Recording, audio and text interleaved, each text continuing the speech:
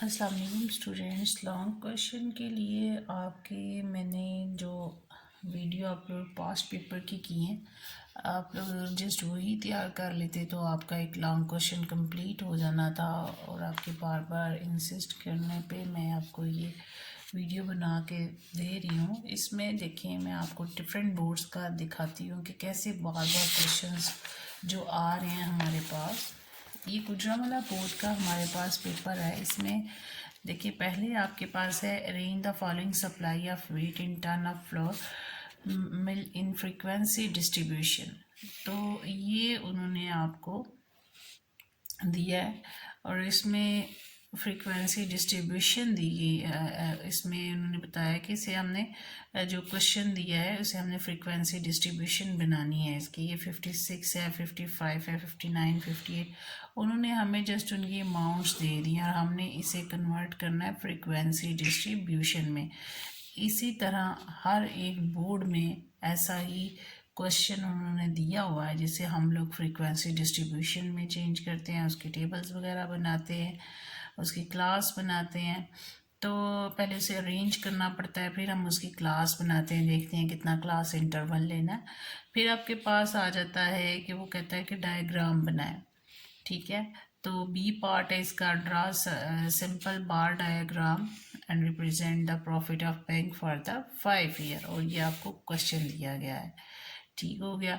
फिर आपके पास second question है, calculate the arithmetic mean from the following frequency distribution by shortcut method.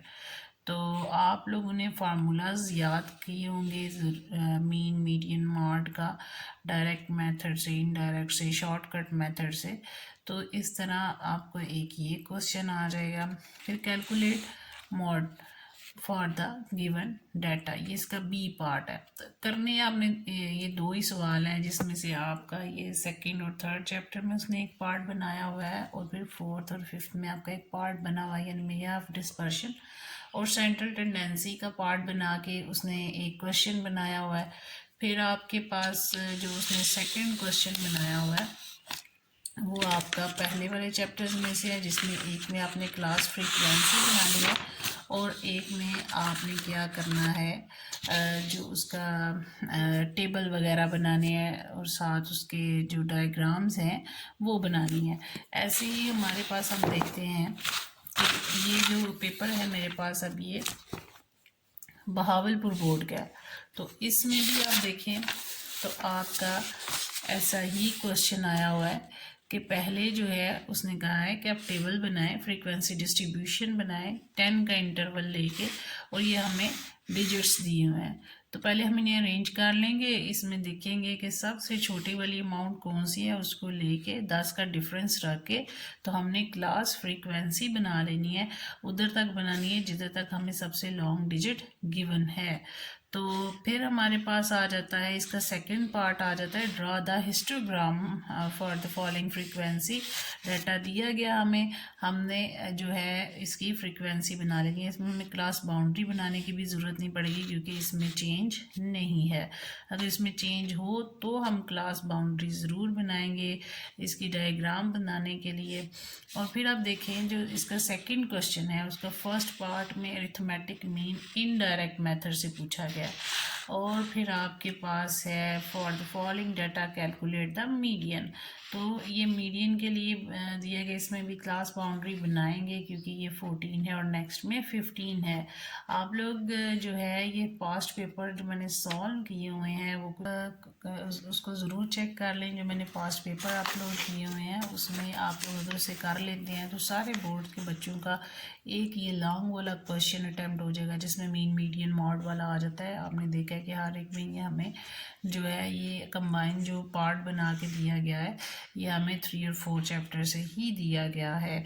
तो इनकी जस्ट प्रैक्टिस करना होती है स्टैट की। इसमें आप कोई भी क्वेश्चन आप देख लें अपनी बुक में से जिसमें मैक्सिमम चीज़ एक ग्रुप डाटा से रिलेटेड, एक अनग्रुप डाटा से रिलेटेड, उसके फार्मूलाज उनके ऊपर अप्लाई करें तो आपकी प्रैक्टिस हो जाती है। ये तो इतना वो मुश्किल है ही नहीं है। तो फ्री के मार्क्स हैं आपके स्टैटिस्टिक में। फिर आपके पास अगर साहिवाल बोर्ड को देख लें तो साहिवाल बोर्ड में भी आपके लॉन्ग क्वेश्चन ऐसे ही आए हुए हैं, उसमें भी कोई चेंज नहीं है। और ये पहले ही जो क्वेश्चन है वो फ्रीक्वेंसी डिस्ट्रीब्यूशन का है, उसने आपको क्लास बना के दी है कि आपने ऐसी ही क्लास बनानी है 118 से 123, 124 से 29, यानी 5 का डिफरेंस लेके उसने बनाई हुई है। और हमें देखना है कि मैक्सिमम हमारी 5 का डिफरेंस लेके किधर तक जा सकती है। तो इसमें जो हमारे पास सबसे बड़ा नंबर है वो 176 है, यानी हमारी जो क्लास है वो 176 तक जाएगी। इसमें क्लास बाउंड्री भी बनाएंगे क्योंकि इसमें और नेक्स्ट जो क्लास स्टार्ट होती है उसमें चेंज आता है। फिर वो आपको इसके बी पार्ट में कहता है कि number of students in university during the last 5 year ending जो 1980 से 81 आर गिवन बिलो। और वो इसे हमने करना क्या है, draw a simple bar diagram, और इससे हमने सिंपल बार डायाग्राम बनानी है। तो इस तरह देखिए हर एक बोर्ड में यही चीज़ आपकी रिपीट हो रही है। फिर आपके पास दोबारा जो सेकंड क्वेश्चन है उसमें उसने मीन पूछा है और फिर मीडियन पूछा है, और दोनों ही ग्रुप डाटा से रिलेटेड पूछे, और दोनों में ही क्लास बाउंड्री भी बनेगी क्योंकि यहाँ पे 4 है और नेक्स्ट में 5 से स्टार्ट हो रहा है। तो इसमें भी 62 है और फिर 63 है, और ऐसे ही हर एक में जो आपका थर्ड क्वेश्चन है नेक्स्ट नंबर का आ रहा है, लेकिन उसका साथ जो उसने थर्ड नंबर है उसके साथ जो उसने कॉम्बिनेशन बनाया हुआ है उसने प्रोबेबिलिटी का बनाया हुआ है। तो इसलिए मैं इसको नहीं डिस्कस कर रही, आपके वो पहले 2 सवालों के बारे में ही बता रही हूँ कि उनके ऊपर आपने फोकस करना है। आप लोग उसको अच्छे से तैयार करेंगे तो आपका पेपर बहुत अच्छा हो जाएगा। फिर ये हमारे पास जो पेपर है इस ये डेरा गाजी खान का है, इसमें भी देखें तो आपके पास वैसे ही क्वेश्चन आया है कि पहले उसने बताया कि 20 प्लास्टिक प्ले टेस्ट स्पेसिमेंस हैं वो गिवन है और हमने फ्रीक्वेंसी डिस्ट्रीब्यूशन बनानी है, और उसने हमें क्लास बना के दिया कि इस तरह से हमने इसकी फ्रीक्वेंसी डिस्ट्रीब्यूशन बनानी है। बस ये आपके मुफ्त के नंबर हैं। फिर आपके पास जो है वो सेकंड इसका पार्ट है, उसमें उसने कहा है कि हिस्टोग्राम आपने बनाना है गिवन डाटा से, तो इसके लिए भी पहले क्लास बनेगी क्योंकि इसमें और इसमें डिफरेंस है।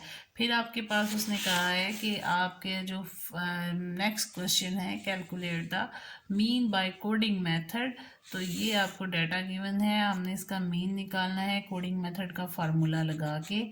फिर आप ये गुजरांवाला बोर्ड में ये काम ही पूछा जाता है। गुजरांवाला बोर्ड में जो आपका डायरेक्ट मेथड पूछा जाता है या इनडायरेक्ट या सिंपल जो उसका फार्मूला उससे पूछा जाता है, ये वाला काम ही पूछा जाता है। फिर आपके पास है calculate the median from the following data of the height of the 100 athletes taking part in competition. तो इसी तरह यहाँ से उसने आपको कहा है कि आपने क्या करना है, मीडियन फाइंड आउट करना है। तो इसमें भी क्लास बाउंड्री बनेगी आपकी। फिर आप देखें तो ये इंडेक्स वाले चैप्टर से आपका क्वेश्चन आया। बहुत सारे स्टूडेंट्स जो हैं वो प्रोबेबिलिटी वाला चैप्टर छोड़ देते हैं, इसलिए मैं उसको डिस्कस नहीं कर रही हूँ। वो इंडेक्स के साथ का आपका पार्ट बनता है, तो आप अगर सिर्फ और सिर्फ इन 2 चैप्टर्स यानी ये एवरेजेस वाले चैप्टर और ये फ्रीक्वेंसी डिस्ट्रीब्यूशन वाले चैप्टर्स के ऊपर आप लोग फोकस कर लें तो आपका पेपर के दोनों लॉन्ग क्वेश्चन अटैम्प्ट हो जाएंगे। आपको ग्राफ बनाना आना चाहिए और क्लास फ्रीक्वेंसी बनानी आनी चाहिए, और दूसरा आपको मेन मीडियन मॉड वाला भी आना चाहिए, तो इंशाल्लाह पेपर अच्छा हो जाएगा। है तो लाहौर बोर्ड के पेपर में भी हमारे पास ऐसा ही है कि जो डाटा गिवन है उसने कहा 2 क्वेश्चन अटैम्प्ट करने हैं। तो जो पहला है उसमें उसने ऐसे ही हमें अमाउंट्स दिए और हमने उसमें फ्रीक्वेंसी क्लास फ्रीक्वेंसी बनानी है, और क्लास फ्रीक्वेंसी हमने इसमें बनानी है जो उसने हमें डाटा मेथड बताया है उसके मुताबिक उसने हमें बना के दी है, उतने ही डिफरेंस से हमने क्लास फ्रीक्वेंसी बनानी है। फिर आपके पास उसने कहा है polygon for the following data, तो इसकी हमने उसके मुताबिक बनानी है। फिर जो आपके पास कंप्यूट द मीन है और ये सिंपल शॉर्टकट मेथड से पूछा गया है। फिर मॉड आपसे पूछा गया है, और नेक्स्ट जो 6th क्वेश्चन है, मतलब करने तो हमने 2 ही अटैम्प्ट है, इसमें इंडेक्स का है और प्रोबेबिलिटी, इसका बी पार्ट भी प्रोबेबिलिटी है। तो इधर फिर फैसलाबाद का आपके पास एक पेपर गिवन है, उसमें भी ऐसा ही है कि आपको जो डाटा गिवन है उसमें पहले उसने क्लास फ्रीक्वेंसी, फिर उसने कहा है कि आपको जो डाटा दिया है उससे आपने पाई चार्ट बनाना है।